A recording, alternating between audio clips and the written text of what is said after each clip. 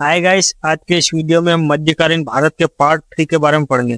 दूसरे पार्ट के वीडियो की लिंक नीचे डिस्क्रिप्शन बॉक्स में मिल जाएगी, या फिर आप हमारे चैनल की प्लेलिस्ट में जाके उन सारे वीडियो को देख सकते हैं। गाइस, अगर आप हमारे यूट्यूब चैनल को पहली बार विजिट कर रहे हैं, हमारे चैनल को सब्सक्राइब करें और बेल आइकन को प्रेस करें और इस वीडियो को लाइक करना ना भूलें। आज के इस वीडियो में हम मोहम्मद गौरी के बारे में पढ़ेंगे।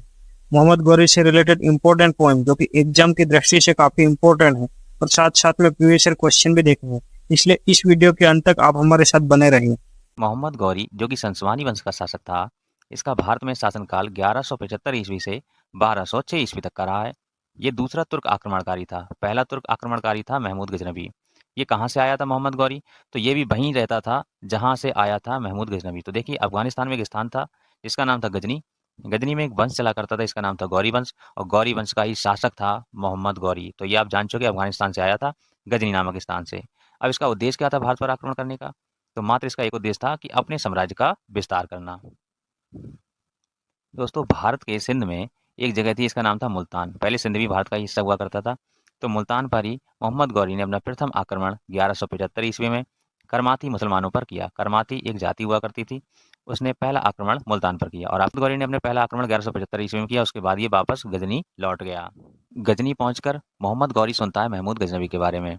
उसे पता लगता है कि महमूद गजनवी का एक शासक जो था वो गजनी से ही भारत गया, और भारत के गुजरात से सोमनाथ मंदिर को 17 बार लूट कर लाया, और वहां से भारी मात्रा में उसने सोने को अर्जित किया। तो मोहम्मद गौरी ने भी अपने मन में विचार किया कि क्यों ना भारत के सोमनाथ मंदिर को ही लूटा जाए। और फिर क्या था, मोहम्मद गौरी ने अपने मन में विचार बनाया और अपना द्वितीय आक्रमण 1178 ईस्वी में भारत के गुजरात पर कर दिया। लेकिन उस समय वहां का शासक हुआ करता था भीम सेकंड या फिर मूलराज सेकंड। तो भीम द्वितीय जो था वो बहुत प्रतापी राजा था।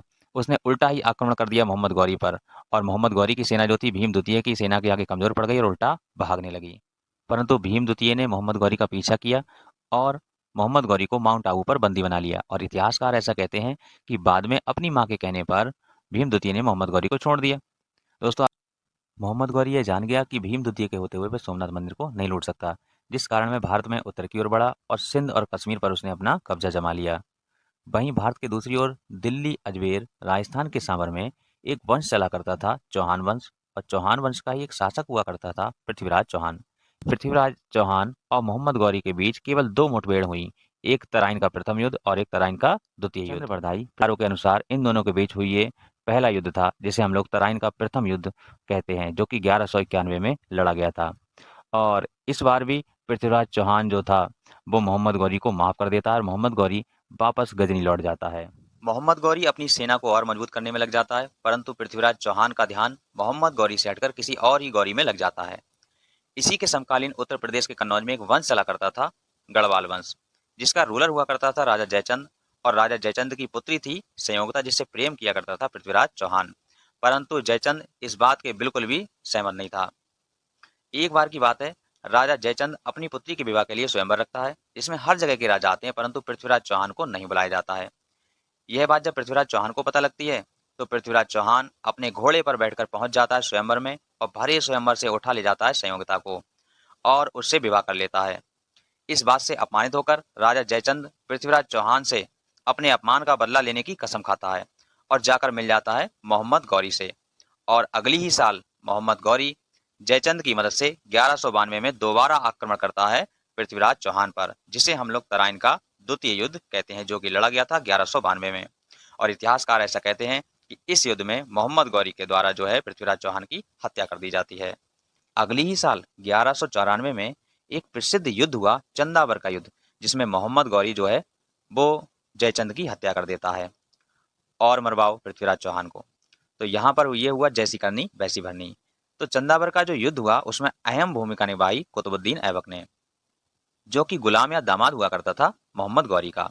इतिहासकार ऐसा कहते हैं कि मोहम्मद गौरी जब भारत आया तो अपने साथ सैकड़ों गुलामों को लेकर आया। उसमें से कुछ खास गुलाम इसके 4 थे, जिनका नाम था कुतुबुद्दीन ऐबक, यलदौज, कुबाचा और मोहम्मद बिन बख्तियार खिलजी। तो इनके बारे में भी हम थोड़ा सा देख लेते हैं। सबसे पहले हम देखेंगे मोहम्मद बिन बख्तियार खिलजी के बारे में। तो मोहम्मद बिन बख्तियार खिलजी वही नामराद व्यक्ति है जिसने 1204 ईस्वी में नालंदा यूनिवर्सिटी, जो कि बिहार में स्थित है, इसको नष्ट करने का काम किया था। इसका निर्माण कराया था कुमारगुप्त गुप्त ने, जो कि गुप्त वंश का शासक था 413 ईस्वी में। अगर आपने मध्यकालीन भारत के सारे पार्ट के वीडियो देख लिए तो आप अपने एग्जाम में मध्यकालीन भारत से रिलेटेड जो भी क्वेश्चन पूछे जाएंगे उसका आंसर काफी आसानी से दे दोगे। उन सारे वीडियो की लिंक नीचे डिस्क्रिप्शन बॉक्स में मिल जाएगी, या फिर आप हमारे चैनल की प्लेलिस्ट में जाके उन सारे वीडियो को देख सकते हैं। उन सारे वीडियो में थ्योरी के साथ साथ प्रीवियस ईयर क्वेश्चन भी दे रखे हैं। अब हम मोहम्मद गौरी से रिलेटेड कुछ प्रीवियस ईयर क्वेश्चन देख लेते हैं जो कि एसएससी, रेलवे या फिर बैंकिंग एग्जाम में पूछे गए हैं।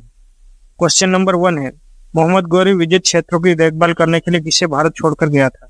इसका आंसर है कुतुबुद्दीन ऐबक, जो कि मोहम्मद गौरी का एक गुलाम था। क्वेश्चन नंबर 2 है, किस शासक के सिक्कों पर देवी लक्ष्मी की आकृति बनी हुई थी? इसका आंसर है मोहम्मद गौरी। क्वेश्चन नंबर 3 है, किस वर्ष मोहम्मद गौरी पृथ्वीराज चौहान से युद्ध हार जाता है? इसका आंसर है 1191। तराइन का प्रथम युद्ध था।